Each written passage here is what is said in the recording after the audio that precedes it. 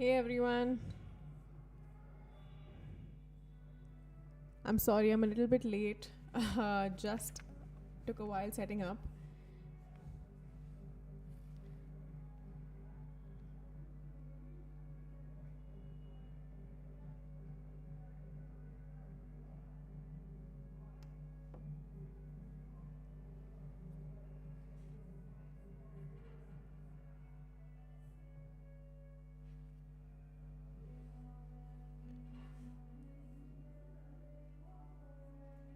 Okay, so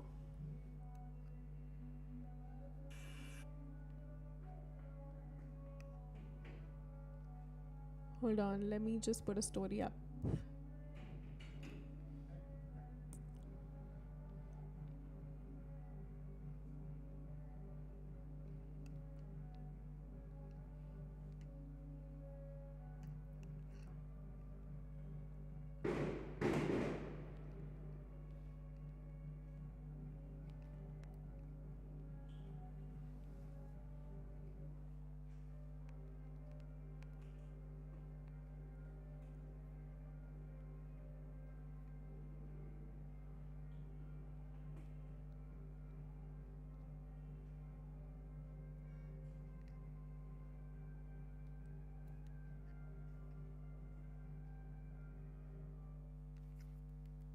Okay, today we were reading, or at least I wanted to read. We finished this chapter in the book club.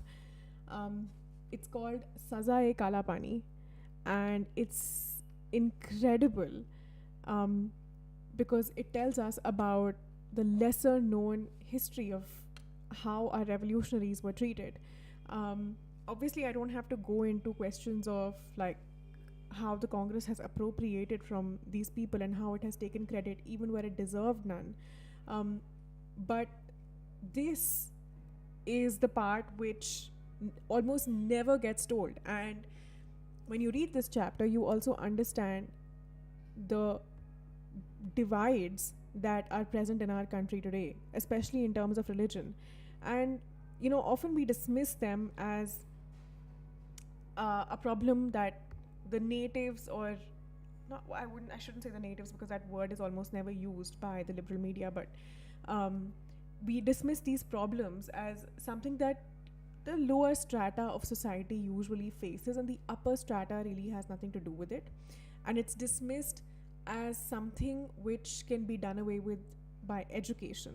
It's dismissed as an uneducated problem, like an illiterate problem, and because it is seen as, you know it's it's seen as like a vice or like a byproduct of illiteracy. It's also not really taken seriously.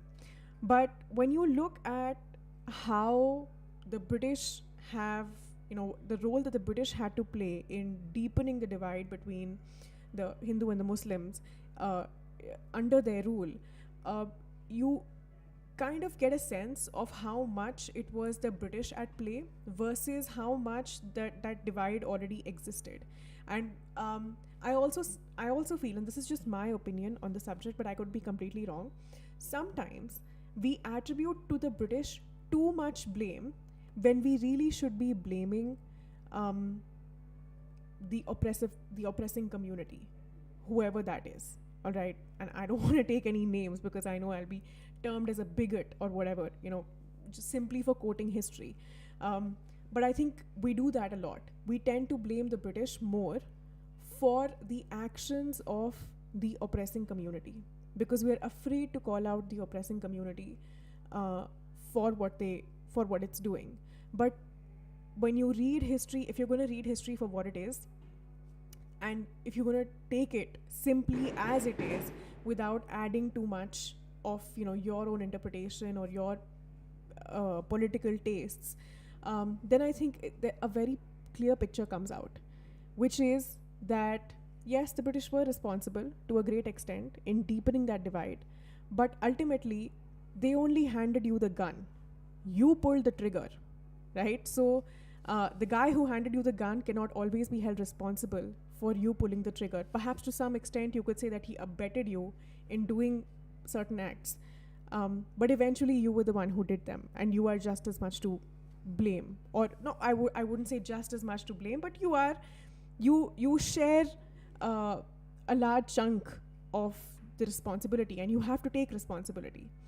Um, I'll not talk any further. I will not ruin the chapter for you. Let's just all read this together, and I hope that you guys take away as much as I did from it, and you guys derive as much value as I did from it, because this really opened my eyes, and I think that this will help more and more people take these issues more seriously, because the fight between religious communities in this country is not an illiterate problem.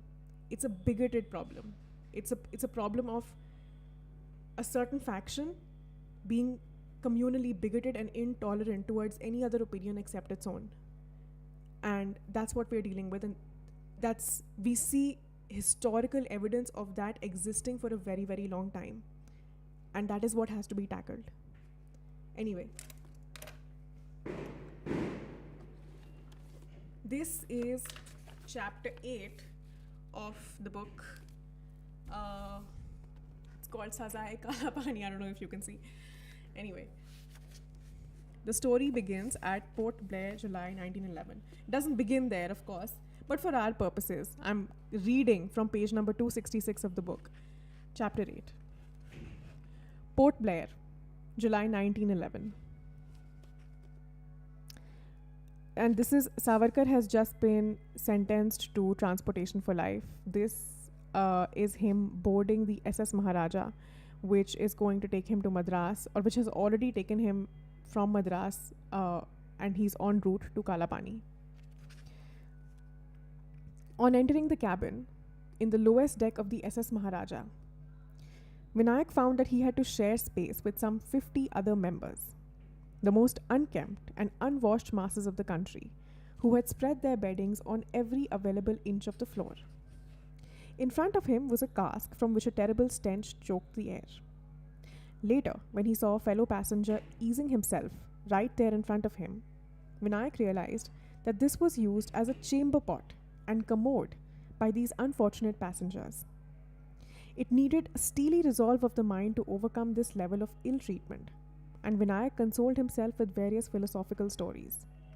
There was not even enough space to stretch oneself, as the passengers were huddled together like cattle. Some of the European travelers on the steamer were very reverential towards Vinayak, having heard stories about him. In his honor and with the permission of the captain, a few of them sponsored a meal for the entire lot of prisoners in the basement. It consisted of rice, fish, and pickles. After 2 days of fasting with just boiled peas and dried grams to munch on, the prisoners exulted at this feast. They thanked Vinayak because of whose presence they had enjoyed it. After nearly 10 days of travel in this squalor, the Maharaja docked at Port Blair in the Andaman Islands. The Andamans consisted of nearly 184 islands and 65 islets. The length between the extremities is about 355 kilometers. There are 5 groups of islands from north to south. There is the North Andamans, the Middle Andamans, the South Andamans, Baratang that runs parallel to the east of South Andamans, and finally Rutland. The Rutland portion was full of dense and dark forests. Given its marshy vegetation and swamps, the Andamans were a hotbed of malaria. Flies hummed and spread over in thick swarms. The island also had abundance of leeches and serpents, the former being more fatal and even causing paralysis in humans who got suckered on. The original Aboriginal tribes who inhabited these islands belonged to the Negrito race, although there has been much controversy about its origins of the Andamanese. They possibly were migrant. I'm sorry, guys. There's weddings going on around, so she gets a little bit scared. Anyway, the original Aboriginal tribes who inhabited these islands belong to the Negrito race, although there has been much controversy about the origins of the Andamanese. They possibly were migrants from coastal Burma as well, given the proximity of these islands. The tribes were named variously as Chariar, Kora, Toba, Yere, Kede, Juvai, Kol, Bojigyab, Balawa, Bay, Onge, and Jarawa. Some were cannibals too. The popular notion that Port Blair was the first and only penal settlement established by the British to transport criminals is erroneous. The first British Indian penal settlement was at Bengkulu in Sumatra, Indonesia, from where 1787 convicts were transported to the settlement known as Fort Marlborough. Convicts accused of murder, thuggery, frauds, forgeries, and so on were transported to these distant places to reclaim them from their bad habits. The real reason, though, was possibly to procure recruitment of free labor in large numbers. By the time the settlement closed in the 1820s, nearly 800 to 900 convicts from the Bengal and Madras presidencies were involved in hard labor, building roads, and clearing jungles. From 1789, the Andamans had served as a settlement for convicts for the British East India Company. Lieutenant Archibald Blair, after whom the port is named, surveyed the islands and recommended the establishment of the penal settlement here. But in barely 7 years, in 1796, it was abandoned on account of unhealthy climate and high mortality rates. However, after the 1857 War of Independence, the settlement came alive again as several of the mutineers were transported to the Andamans. The first batch of nearly 733 freedom fighters began to arrive at Chatham Island of the Andamans on 10th March 1858. Among the important leaders who were transported here were Allama Fazli Haq Khairabadi, Maulana Liaquat Ali. They died in confinement. From the 1860s, the administrative setup of the settlement began to slowly take shape, with regulations around land cultivation, taxation policies, currency usage, and military and police force. The first jail and gallows were constructed in Viper Island in the Andamans during 1864 to 67.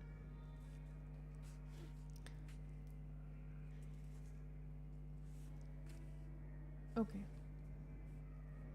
3 years before Vinayak's arrival, the persons convicted in the Alipore bomb case of 1908 were to be transported to the Andamans. But many of them were not transported for life, known as non-lifers, and the deportation of the Andamans of such convicts had been suspended from 1906. But by the end of 1910, some of them were especially sought to be shifted in the Andamans so that they could stay away from the mainland and not be able to influence other revolutionaries. The political prisoners included Vinayak's brother, Vaman Rao Joshi from the Alipore bomb case or Maniktala conspiracy. There were Ulaskar Dutt, Barin Ghosh, Upendranath Banerjee, Indu Bhushan Roy, Hemchandra Das, Vibhuti Bhushan Sarkar, and a number of others. I'm not going through the whole list. This gives you an idea of what the island was like, where it was located, and I'm going to skip directly to the part where the jail warden is introduced. Okay.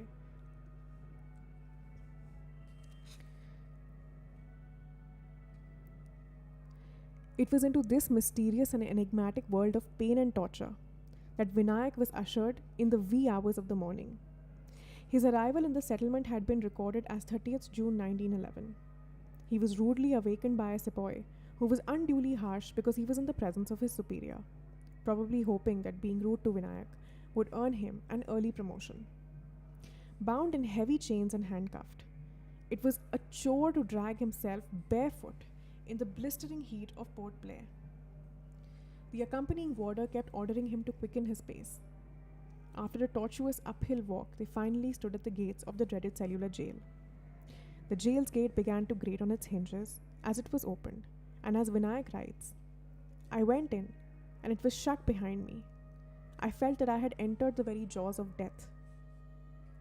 The radial 7-winged monstrous jail with a high watchtower at the intersection sent shivers down the spine of many brave hearts. The 7 wings, with 3 stories each and having a series of cells totaling up to 698, radiated outwards like the spokes of a bicycle wheel. A large bell hung on the tower to raise alarm. Each cell measured 13 feet by 6 inches, 13 feet and 6 inches by 7 feet and 6 inches. There was a small ventilator at a height of 9 feet 8 inches from the ground. The solitary cells were so arranged as to prevent any communication among prisoners. It was named cellular jail because there were only cells and no barracks. As he entered this hell, Vinayak's eyes caught sight of a festoon of manacles and handcuffs of every shape and size adorning the walls. Heavy shackles for the feet, iron bands for the legs, and other instruments of torture were displayed like proud war trophies.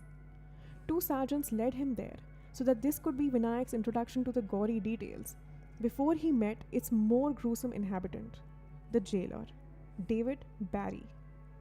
It was customary for Barry to give all the political prisoners a welcome speech on their arrival.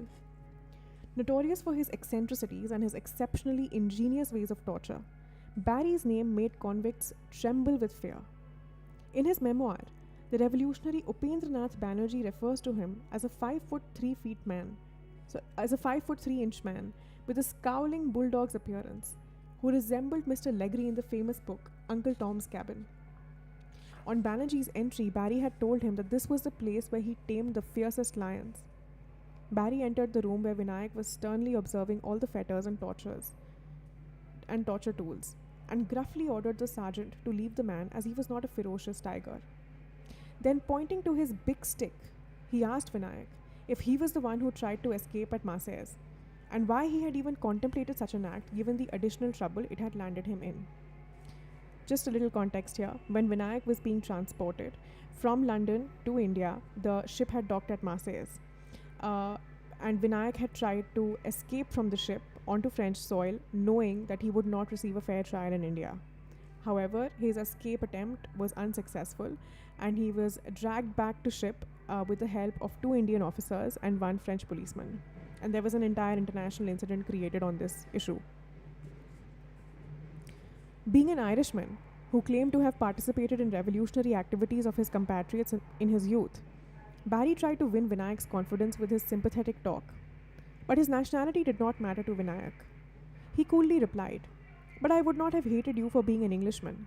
I've spent the best years of my life in England, and I am an admirer of the virtues that characterize an Englishman."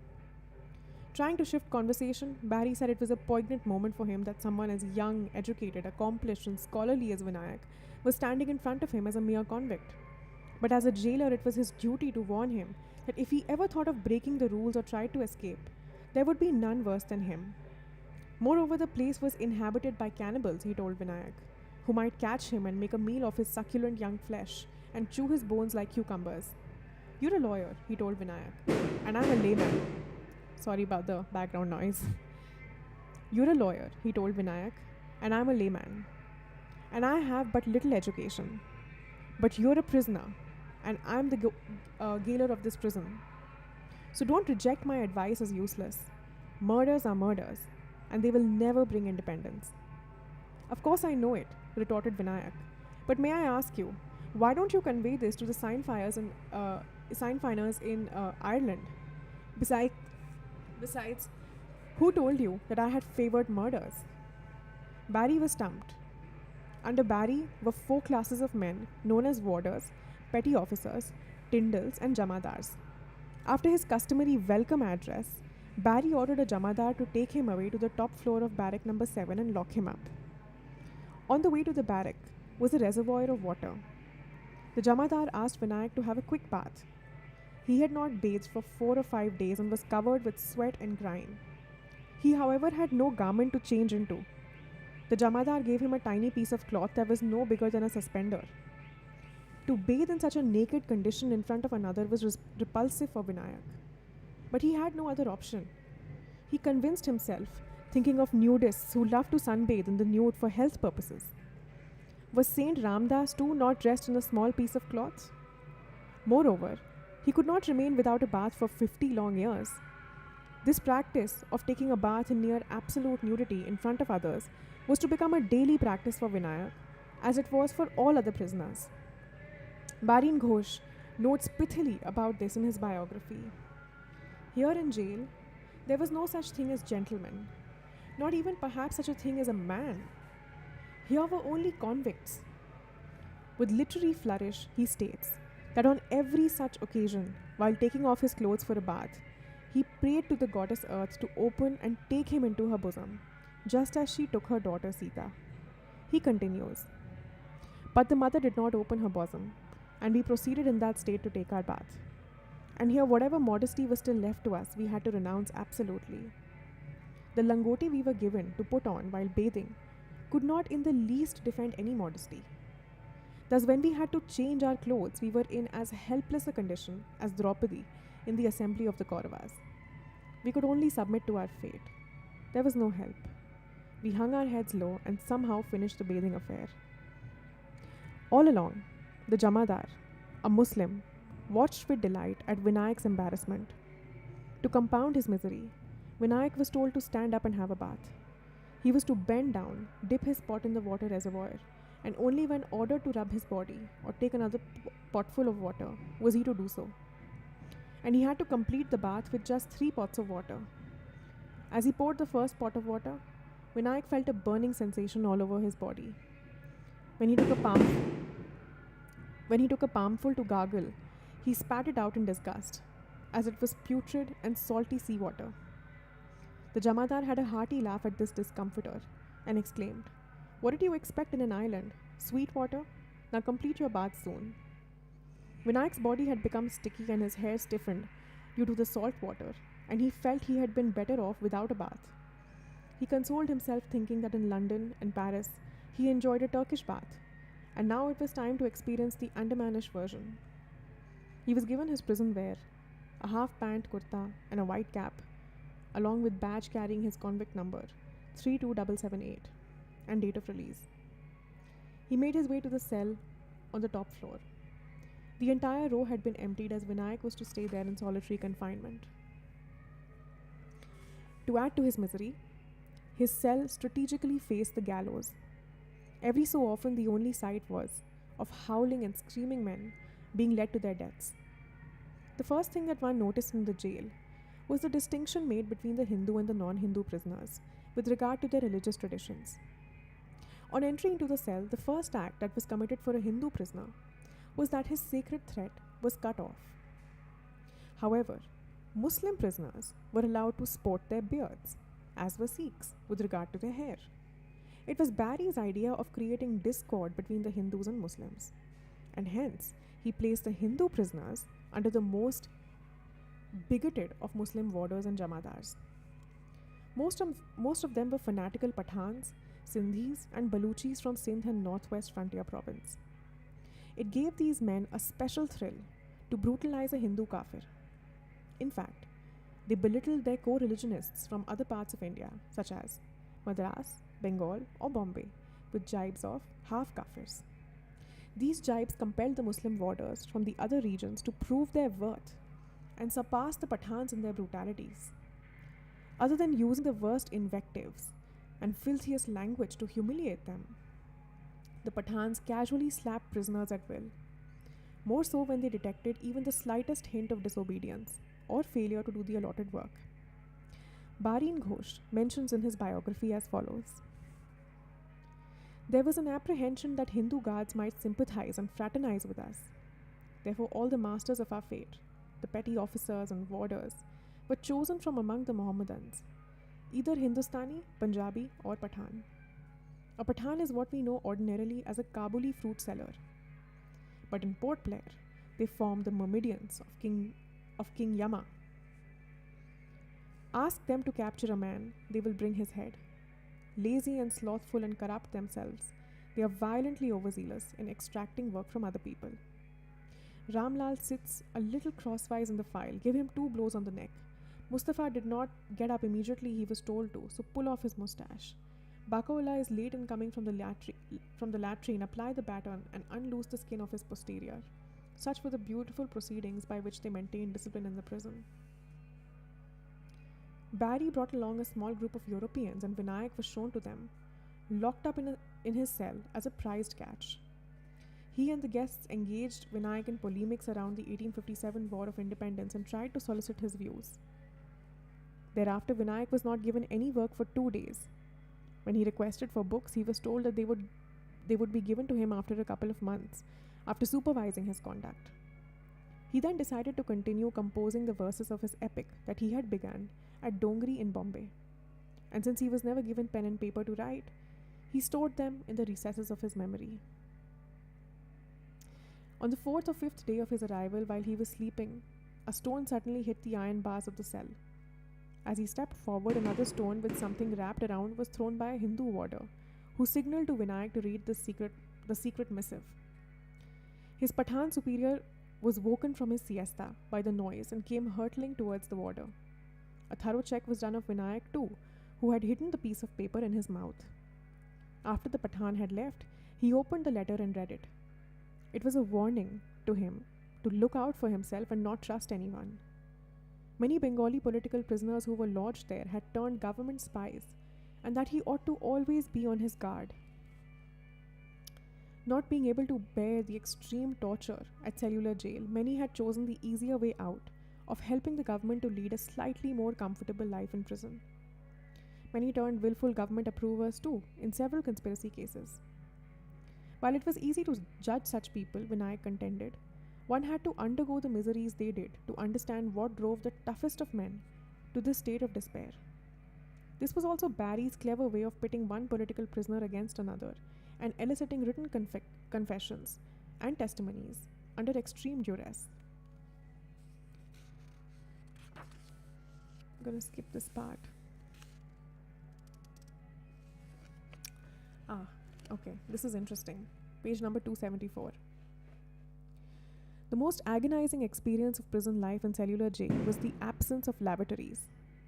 What some might imagine as the barest minimum that a human being could be provided, Vinayak writes about this most heart-wrenchingly in his memoir that he penned after his release from prison. Who can describe the suffering, these agonies of mind and body? I may give you an instance, however, to point the moral. Of all the hardships of personal life in the cellular jail of the Andamans, grueling work, scanty food and clothing, occasional thrashing and others, none was so annoying and disgusting as its provisions for urinals and lavatories. The prisoners had to control the demands of nature of hours together for want of these arrangements in the cell itself. Morning, noon and evening, these were the only hours when prisoners were let off for this purpose and at stated times only. It was an outrage to ask the Jamadar for this convenience at any other moment than the stipulated hour. The prisoners were locked in their cells at 6 or 7 o'clock in the evening, and the lock was opened only after 6 the next morning. A sort of clay pot was given to them to use it for that purpose during the night. During 12 hours of the night, the warders insisted that the prisoners shall have no occasion to ease themselves. The pot was so diminutive in size that one could not discharge into it even once during the night. As for nature's call, one had to go down on his knees to the Jamadar to let him out. The warder may or may not take the call seriously. He may be reluctant himself or he may fear the officer. The prisoner had therefore to check it till the morning. If the warder relaxed and carried the matter to the Jamadar would severely rate the convict for the call at such an odd hour. He would severely reprimand the warder also for having hurt the prisoner. The matter would become worse if a prisoner happened to suffer from ailments such as diarrhea that was common with almost all the prisoners. Vinayak writes, he, the Jamadar, would or would not report to the doctor as his fancy or memory may guide him.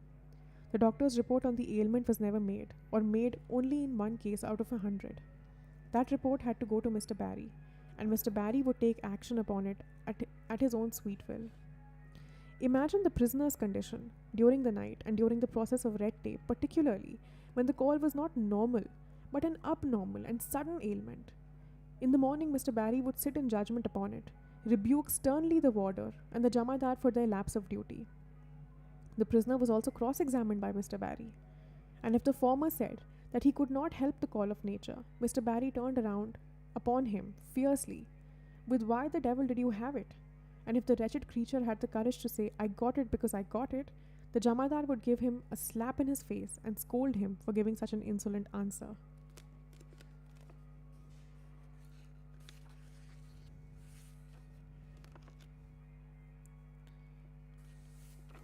Apart from the near absolute nudity in which they bathed, the bathing ritual that was followed was disgusting in its own manner.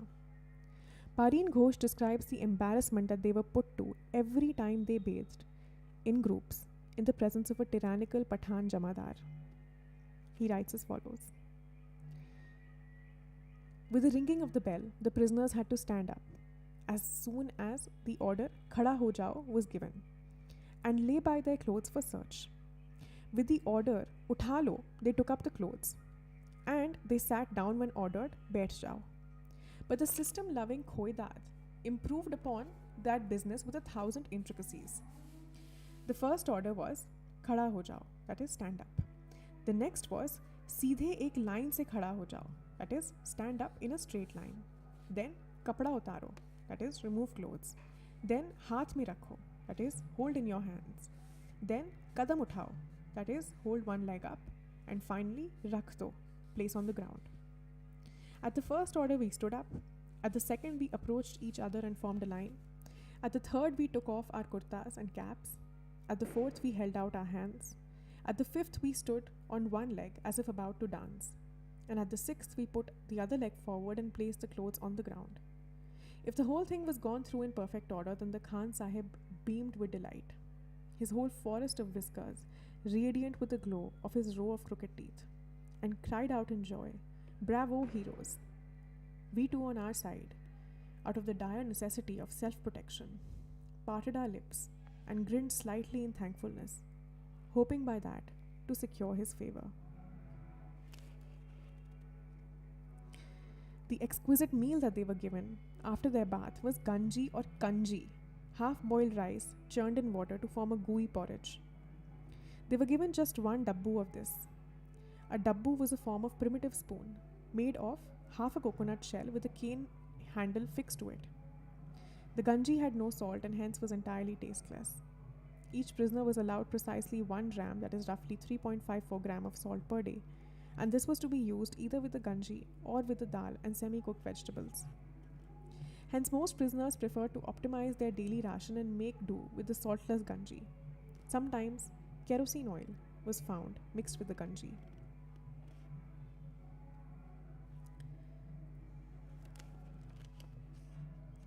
Vinayak narrates how the Pathan Jamadars and warders who came from the same region of the Punjab Sindh northwestern province consumed all the wheat that was allotted to the jail kitchens.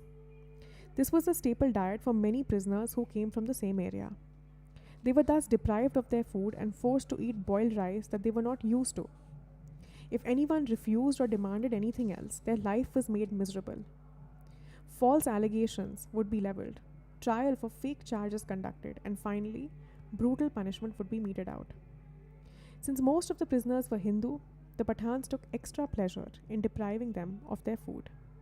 Even a rice-eating Bengali like Barin found the food unbearable. He writes as follows: "The Rangoon rice and the thick and tough rotis one could somehow suffer. But it would be the rarest thing to find a single Bhadralok boy, even in these famine days, who would not shed tears over the wonderful preparation of kachu and unskinned green plantain and all sorts of roots and stalks and leaves boiled together with sand and gravel and excretions of mice. Every morning a batch of prisoners was sent to the jungle accompanied by guards to bring back vegetables and various kinds of foliage. The leaves and vegetables would be cut and sent to the kitchen where nothing was boiled carefully. As a result, often there were centipedes and small snakes too that would be a part of the preparation. When prisoners noticed these tiny pieces of semi-cooked flesh and complained to Barry, he would mock them saying, 'Oh, but isn't it so delicious? Just eat it or go hungry.' The prisoners would have no option but to quietly pick out these pieces from the curry, as there was nothing else to accompany the rancid-smelling, half-cooked or burnt rotis. Eating such unhealthy food would automatically trigger stomach ailments and diarrhea, and that would lead to another chain of miseries. When they complained, Barry would peg the blame on a Hindu cook or a Hindu petty officer and punish him severely. To prevent this, the prisoners quietly ate what they got without raising a complaint. Mirza Khan, Barry's right-hand man, was the worst offender when it came to inflicting brutalities. He strutted around the prison like Barry's alter ego. In fact, people addressed him as Chota Barry. He just had to wink at a warder and about 10 to 12 rotis assigned to several people would be snatched away and brought to him. He ate these with great relish, right in their presence. He minutely inspected the quantity of food being served to the prisoners as they queued up each day. A little extra serving and the warder would be smacked and the food taken back. Vinayak writes about one such occasion. Every week a prisoner used to get half a coconut shell full of curds. This was a gala day for the petty officers and the jamadars, for they filled their pots with the curds and drank it off on the spot. Hardly a particle of it was allowed to be served to the prisoners before them. They seldom touched a drop of it. Once a Hindu prisoner, instead of parting it to the warder, poured it straight upon the rice. When the news was conveyed to the jamadar, he straightway rushed into the line where prisoners were dining, picked up the empty coconut shell, and pointing it out to him said, "Oh, you scoundrel, why did you have this leaking shell?" It was an offense to use such a shell in the prison ethics of the Andamans. The Baluchi jamadar instantly caught hold of his tuft of hair and kept on kicking him all the time. The hair had almost been wrenched when he exclaimed, "Kafir, kafir," with the tuft of hair, and abused him in the bargain. The prisoner raised a hue and cry, and Mirza Khan came on the scene. He noticed that the quarrel was between one of his own and a Hindu prisoner opposite to him.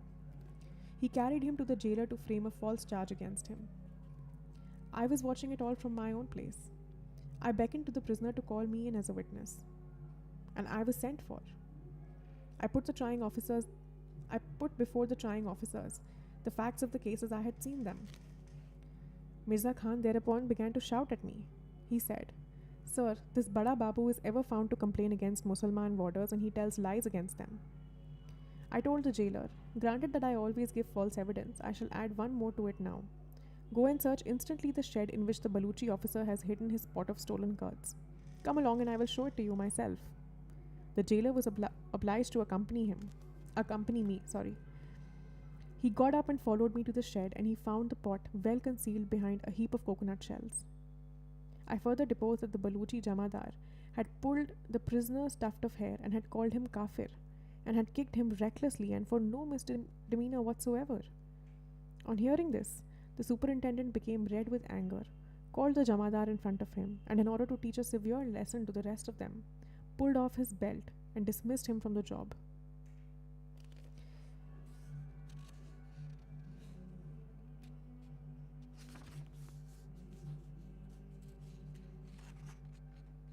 Alright, let's continue reading. I think we can read for about 10-15 more minutes since we started a little bit late. The prisoners also had to stand in a stipulated queue for their meals. They had to sit in the same order after they had collected their food from the serving counter. It did not matter whether it was blazing heat or pouring rain, the queue had to be maintained. On occasions, when a few prisoners broke the line to merely protect themselves from the sun or rain by moving under a shade, they were severely reprimanded and punished.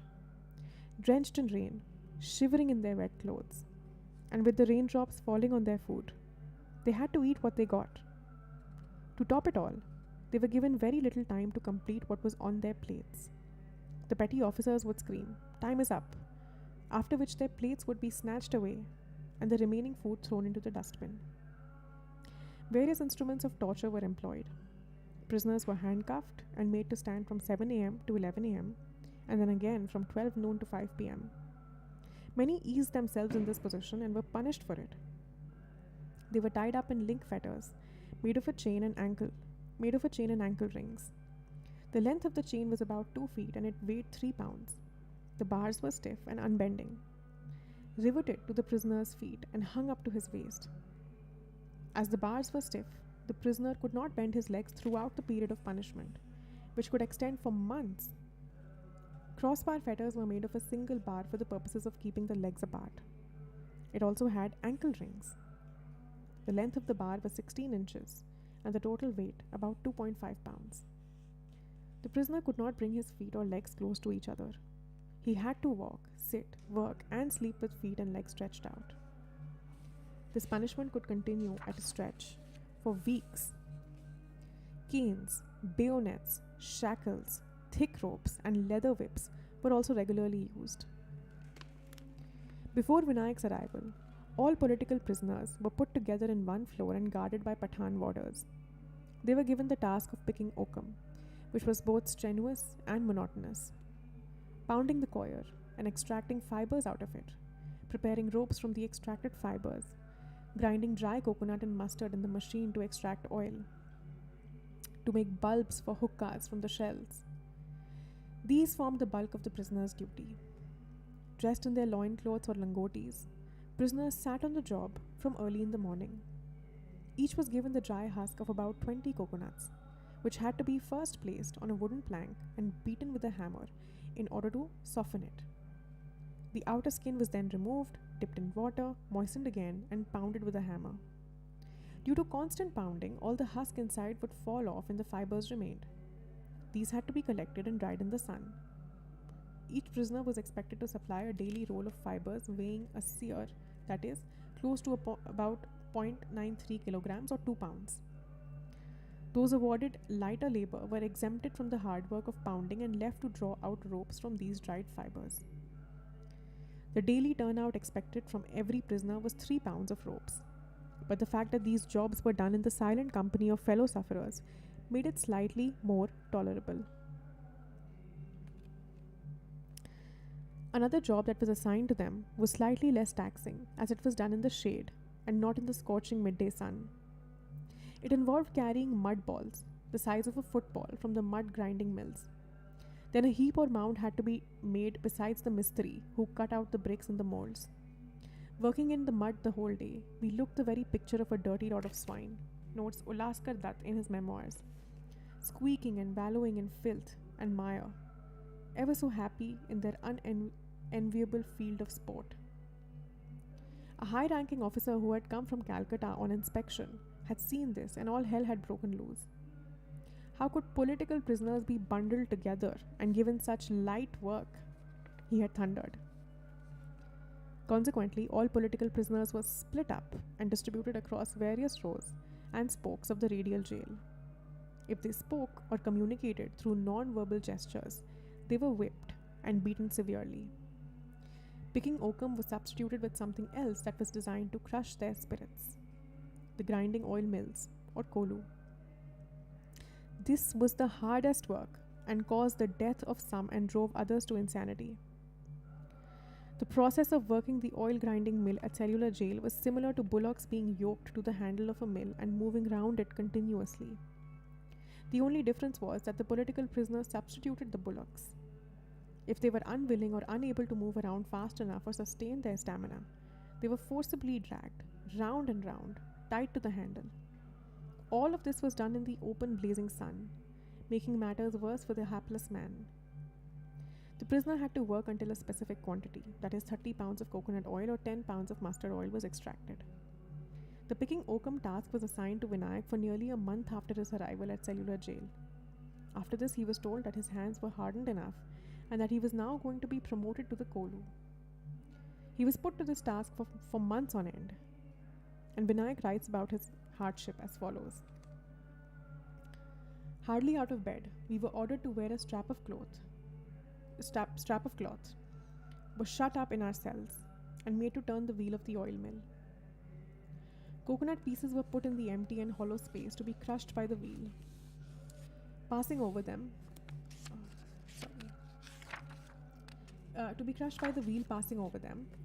and its turning became heavier as the space was fuller. 20 turns of the wheel were enough to drain away the strength of the strongest coolie and the worst brawny badmash. No dacoit past 20 was put on that work. But the poor political prisoner was fit to do it at any age, and the doctor in charge even certified that he could do it. It was the medical science of the Andamans that had upheld the doctor. So the poor creature had to go half the round of the wheel by pushing the handle with his hands, and the other half was completed by hanging on to it with all his might.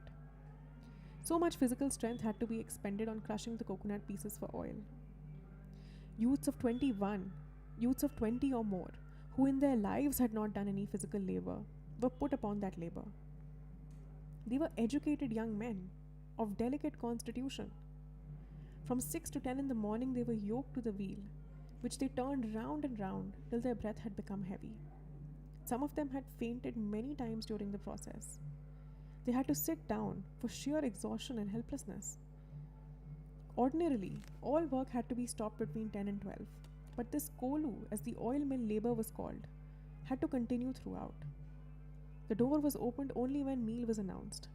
The man came in, served the meal in the pan, and went away, and the door was shut.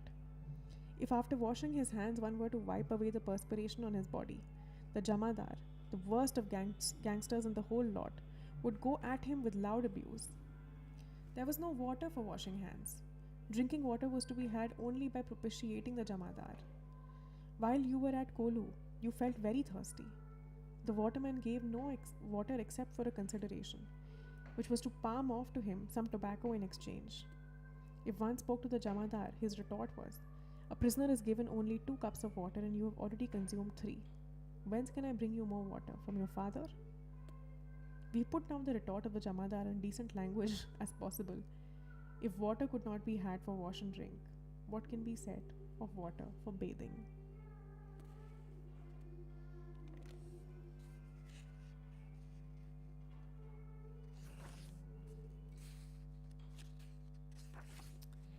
I'm going to pause here because this chapter can just go on and on and on.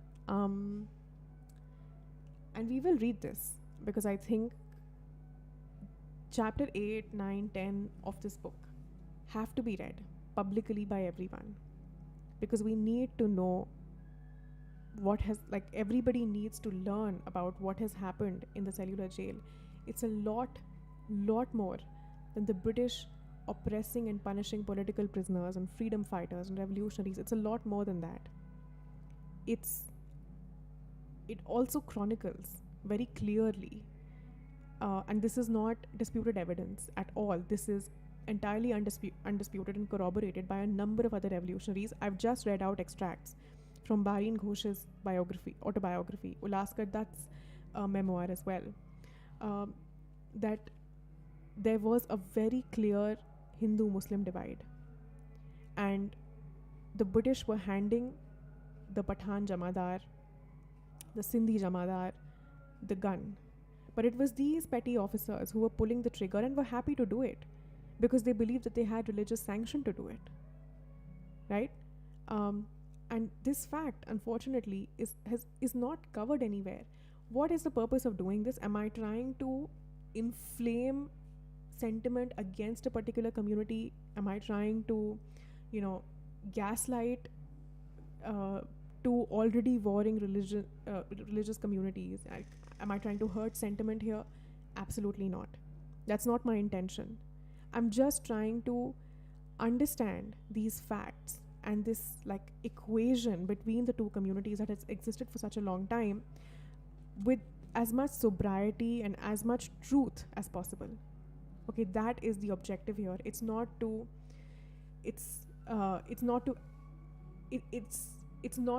hurt any particular community's sentiments. I believe that our amnesia has to go at some point. We can't be willfully ignorant all the time. It's not good for the community as a whole, and healing only begins when this history is acknowledged. And if it is not acknowledged, until it is not acknowledged, we're never going to begin that process.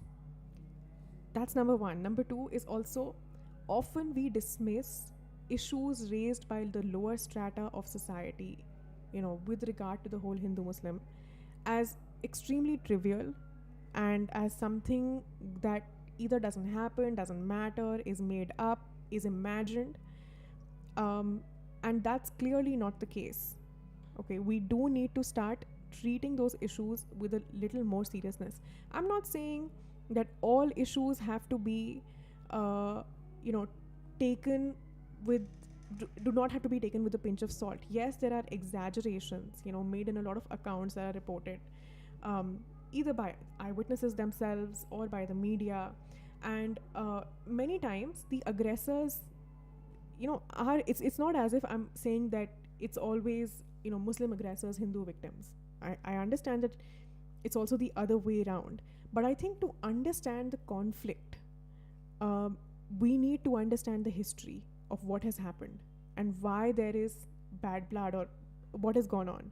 And it's not even to attribute blame, but just to see that, just to grasp the fact that this is not a trivial issue. It should not be dismissed as that, and that we do need to like acknowledge this history and find a solution. Okay, and hopefully mete out justice, right? Extend the long arm of the law to punish the wrong party, right? That is the purpose. Okay, and to stop treating these issues as trivial, as I said before. And I think that this history, these memoirs, help us do that, right? To understand the sentiment of the local population, and why it is that we're, despite all of our, all of the focus on development, and despite education and so on and so forth, why is it that the natives of this country cannot move over, cannot move on from that Hindu-Muslim politics? Why does that constantly inflame us as much?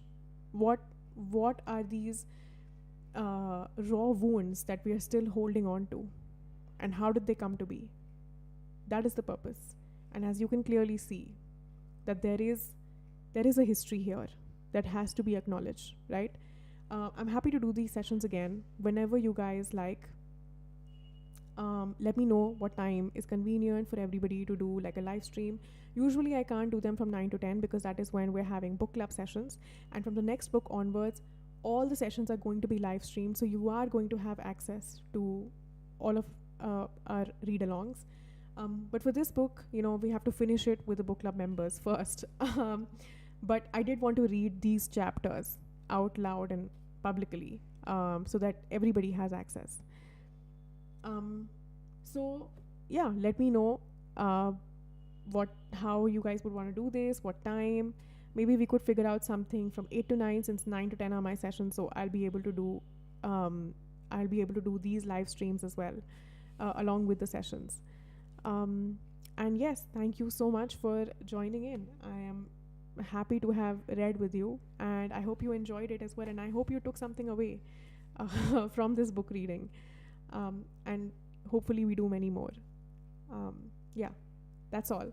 And I'm gonna end the live stream now. Thank you so much for being here and for giving me moral support.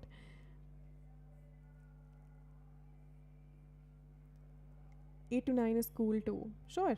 Yeah, we can work something out. No problem. And this would be, I hope you guys have the book as well. I hope you guys have